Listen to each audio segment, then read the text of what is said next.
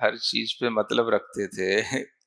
अब उनको ये सिखाया जाता है कि अब ये मतलब छोड़ो, अगर आगे बढ़ना है तो अब ज्ञाता दृष्टा बनो।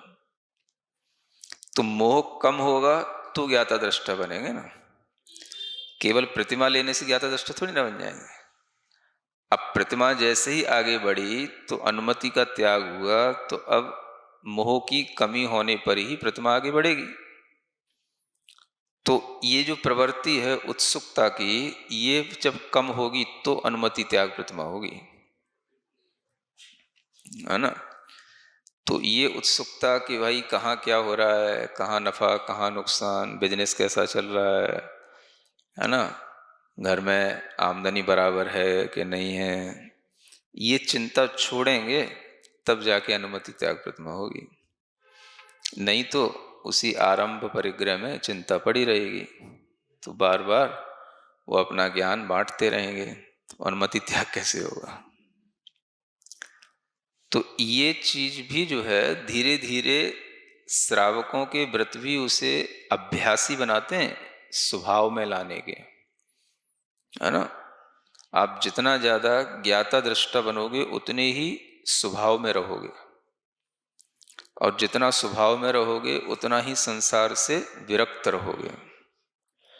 और जितना आप उत्सुकता रखोगे किसी के प्रति भी, चाहे अपने या पराये, किसी के प्रति भी उत्सुकता रखोगे तो उतना ही ज्यादा आप में मोह भाव उत्पन्न होगा, और वो विरक्ति फिर आसक्ति में बदल जाती है।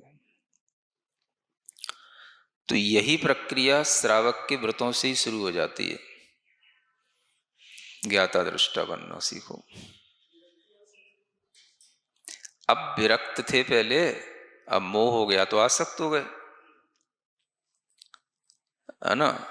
व्रत प्रतिमा लेने का प्रयोजन क्या है, कुछ कुछ चीजों से विरक्त होना ही है ना। एक एक प्रतिमा आगे बढ़ने का मतलब क्या है, धीरे धीरे,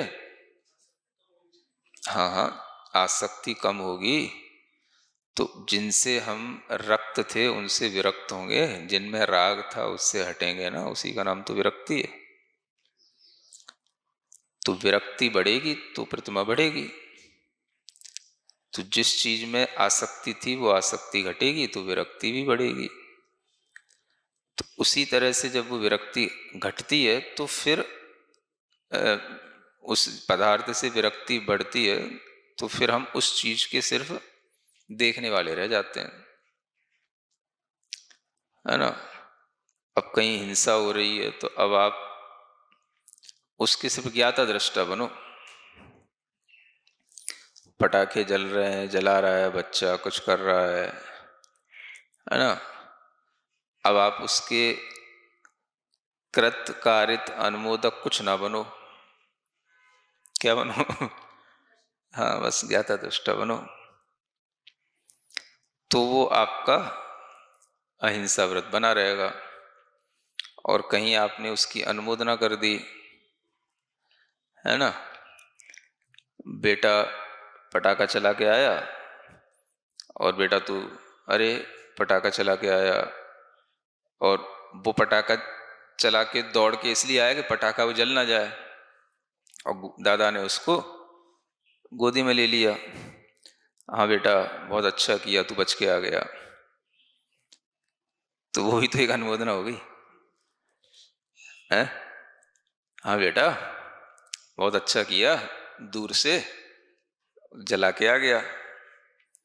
तो अनुमोदना हो गई, तो फिर ज्ञाता दृष्टा नहीं रहे।